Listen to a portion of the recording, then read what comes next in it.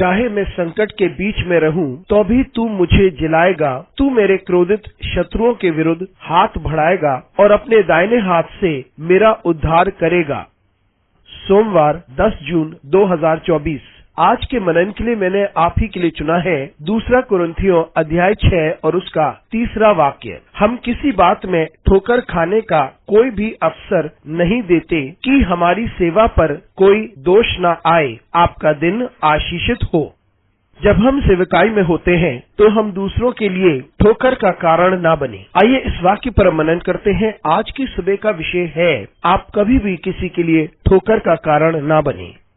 यहाँ पौलुस सेवकाई के बारे में बात करता है और मेल मिलाप की सेवकाई के बारे में बात करता है। परमेश्वर सिर्फ इतना चाहता था कि उसके लोग उसके साथ मेल मिलाप कर सकें। इसलिए उसने अपने इकलौते पुत्र यीशु मसीह को इस पृथ्वी पर भेजा ताकि जो कोई उस पर विश्वास करे वह यीशु मसीह के लहू के द्वारा बच जाए। और पौलुस की बुलाहट ये थी कि वे गैर यहूदियों को परमेश्वर का सुसमाचार सुनाए। और पौलुस को अपनी सेवकाई में बहुत सारी चुनौतियों का सामना करना पड़ा, क्योंकि बहुत से थे जो उसके विचारों को, उसके ईश्वरीय शास्त्र को और उसके विश्वास पर संदेह कर रहे थे। न ही उनको उसके प्रचार का तरीका पसंद आ रहा था। लेकिन पौलुस जोर देकर उन्हें बताता है कि जो सुसमाचार वे प्रचार करता है वे यीशु के अलावा उसमें कोई और बात नहीं, जिसके द्वारा परमेश्वर की ओर से मनुष्य को उद्धार मिलता है। इसके सिवा वह किसी और बात का प्रचार नहीं करता। फिर भी उसे बहुत सारी चुनौतियों का सामना करना पड़ा। इसीलिए पौलुस अपनी सेवकाई के बारे में बात करता है और कहता है,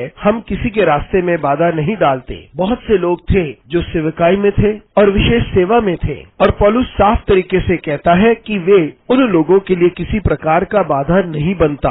मित्रों, आज के दिन हम इस बात को समझें कि बहुत से लोग हैं जो सेवकाई कर रहे हैं, सेवा कर रहे हैं, लेकिन प्रश्न ये उठता है कि हम अपनी सेवकाई में एक दूसरे को कैसे समझते हैं। इनमें से बहुत से हैं जो एक दूसरे के बारे में बुराइयां करते हैं। वे उनके काम पर प्रश्न उठाते हैं। लेकिन हमें ये बात समझनी चाहिए कि यदि कोई और सेवा कर रहा है, उसकी कोई विशेष सेवा है, तो उसके लिए हम बाधा ना बने। परमेश्वर जानता है वह किसको इस्तेमाल करे और उसे कैसे इस्तेमाल करे। परमेश्वर जानता है कि वे अपने लोगों को किस तरीके से इस्तेमाल करे। हमें एक दूसरे से ईर्ष्या नहीं करनी चाहिए, ना उनके रास्ते में अवरोधन बने या उनकी बुराई करें। हम या तो उनकी सहायता करें या शांत बने रहें, क्योंकि परमेश्वर सब कुछ को नियंत्रण में रखता है और हम वही करें जो परमेश्वर ने हमें सौंपा है। और जो कार्य परमेश्वर ने हमें दिया है उसे संपूर्ण मन से और सही तरीके से पूरा करें, जिससे परमेश्वर को महिमा मिले। अनुग्रहकारी परमेश्वर स्वर्गीय पिता, तुझे धन्यवाद देते हैं, तेरी स्तुति करते हैं और तेरा आदर करते हैं। हमारी सहायता कर परमेश्वर, ताकि हम निरंतर तुझे महिमा देते रहें और दूसरों के लिए अवरोधन ना बने।